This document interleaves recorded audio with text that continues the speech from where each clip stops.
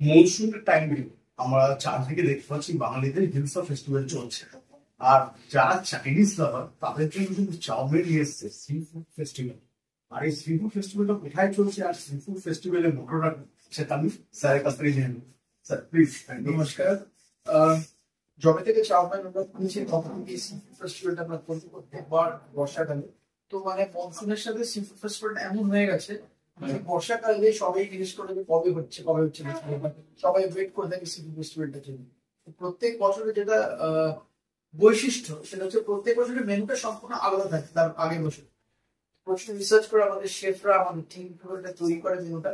আমি বিভিন্ন জায়গায় যাই, দেশের বিভিন্ন জায়গায়, স্পেশালি চায়নাতে এক্সটেন্সিভলি ট্রাভেল করি এই মেনুগুলো আনার জন্য। আমি এক্সোটিক সি ফুড ফেস্টিভ্যালটা করি। এখানে যে বেসিক ডিশ গুলো আছে মানে বেসিক ইনগ্রিডিয়েন্টস গুলো আছে, যে ফিশ গুলো আছে, তারপর সেগুলো মোটামুটি কলকাতা আমার মনে হয় না কোনো রেস্টুরেন্টে একসাথে সবকিছু পাওয়া যায়। এখানে আমাদের আছে হচ্ছে অক্টোপাস, আমাদের আছে স্কুইড, আমাদের লবস্টার আছে, হোল ভেটকি আছে, পমফ্রেট আছে, আর প্রনস আছে, এন্ড হোল ক্র্যাব আছে, বড় কাঁকড়া। বাঙালিরা মানে কাঁকড়া থাকে ভীষণ বাঙালি, সারাক্ষণ কাঁকড়ার খেতে চায়, কাঁকড়া বড় কাঁকড়া পায় না। এখানে হোল ক্র্যাব আমরা এই সবকিছু আমাদের সি ফুড ফেস্টিভ্যালটা আজকে থেকে শুরু হলো 1 মাস চলে। স্যার আমি একটা কথা বলতে চাই, আমি একটা ফুডি পার্সন, ইভেন আমি একজন ফুড কন্টেন্ট ক্রিয়েটর ছিলাম।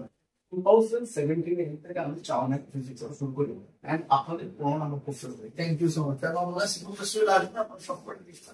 Thank you thank you for